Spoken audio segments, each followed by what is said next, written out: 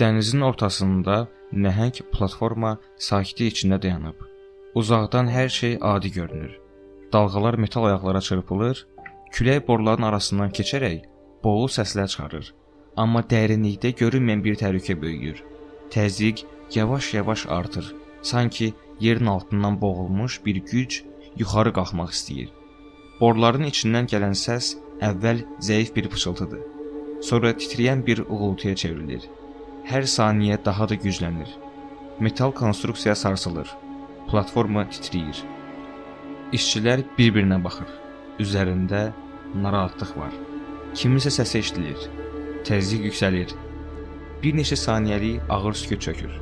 Və sonra partlayış. Nəhəng alov divarı göyə doğru qalxır. Qaranlıq dəniz bir anda narıncı işığa bürünür. İsti hava üzə çırpılır. Tüstü səmanı örtür. Qışqırıqlar, metalın qırılması, alovun gürültüsü hər şeyi umur. İnsanlar qorxu içində qaçır. Bəziləri yıxılanları qaldırmağa çalışır. Bu an artıq texnika işləmir. Burada yalnız insanın yaşamaq iradəsi qalır.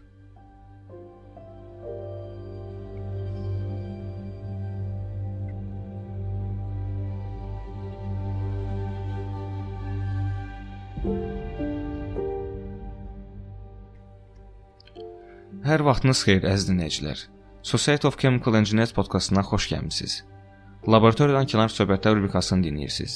Bugünkü buraxılışda 2016-cı ildə çəkilmiş və böyük rezonans doğurmuş Deepwater Horizon filminə danışacağıq. Daha dəqiq, bu filmi sadəcə dramatik bir kino kimi deyil, kimya mühəndisliyi və proses təhlükəsizliyi baxış-bucağından analiz etməyə çalışacağıq. Çünki bu film əslində 2010-cu ildə Meksika körfəzində baş vermiş, real və son dərəcə faciəvi bir sənaye qəzasına əsaslanır və bu qəza mühəndislik baxımından çox ciddi dərslər verir. Deepwater Horizon platforması BP şirkətinə məxsus Macondo adlı dərin dəniz neft quyusunda fəaliyyət göstərirdi. Bu quyu dəniz səthindən təxminən 1500 metr aşağıda yerləşirdi ki, bu da artıq ekstremal təzyiq və temperatur şəraitində işləmək demək idi.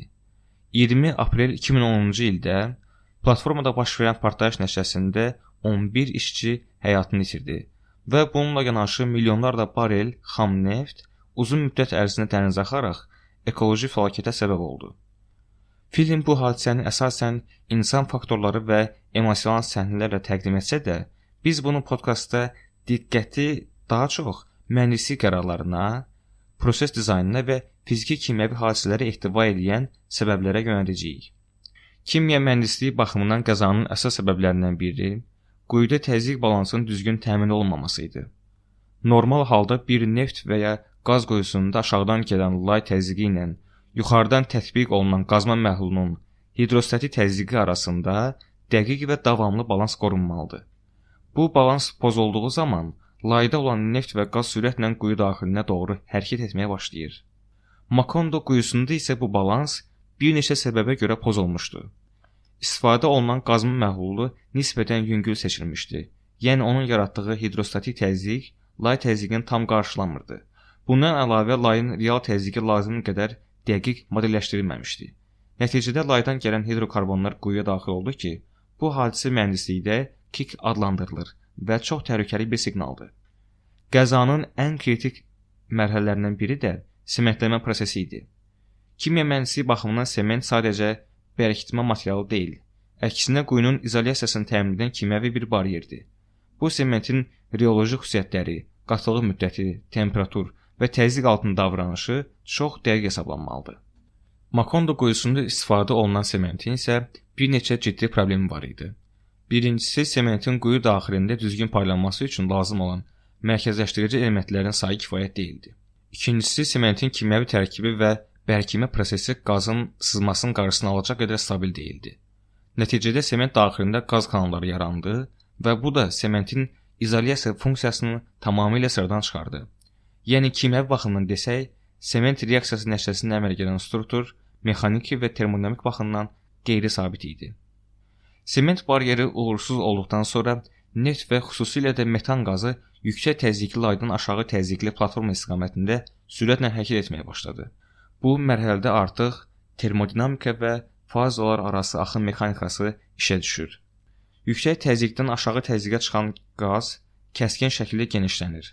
Axın sürəti artır və boru daxilində qeyri-sabit axın rejimləri yaranır. Bu vəziyyətdə platformaya yayılan metan qazı hava ilə qarışaraq partlayıcı konsentrasiyaya çatır. Kimya mühəndisliyində bu hal yanma limitləri və reaksiya kinetikasının izah olunur. Çox kiçik bir qığılcım belə bu qarışığın partlaması üçün kifayət idi. Deepwater Horizon hadisəsində son müdafiə xətti hesab olunan blowout preventer, yəni quyu partlayışının qarşısını alan sistem də öz funksiyasını yerinə yetirə bilmədi. Mexaniki baxımdan bu sistem çox güclü olsa da, real şəraitdə bir neçə texniki və dizayn problemi ortaya çıxardı.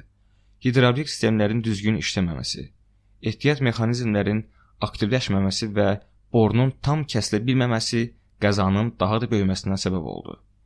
Kimya mühəndisliyi baxımından bu, proses təhlükəsizliyində sistem düşüncəsinin çatışmazlığı deməkdir. Yəni, hər bir komponent ayrıca işləyə bilərdi, amma bütöv sistem kimi etibarlı deyildi.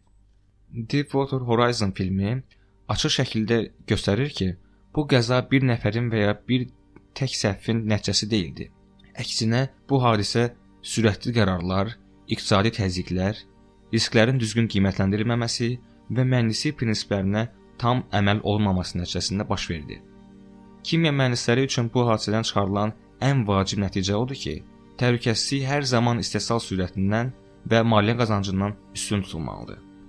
Nəticə olaraq deyə bilərik ki, Deepwater Horizon faciəsi kimya mühəndisliyi tarixində çox acı, amma çox dəyərli bir dərsdir. Bu hadisə bizə göstərir ki, kimya mühəndisliyi yalnız laboratoriya və ya reaktor dizaynına məhdudlaşmır. Eyni zamanda insan həyatının və ətraf mühitin qorunması ilə birbaşa bağlıdır.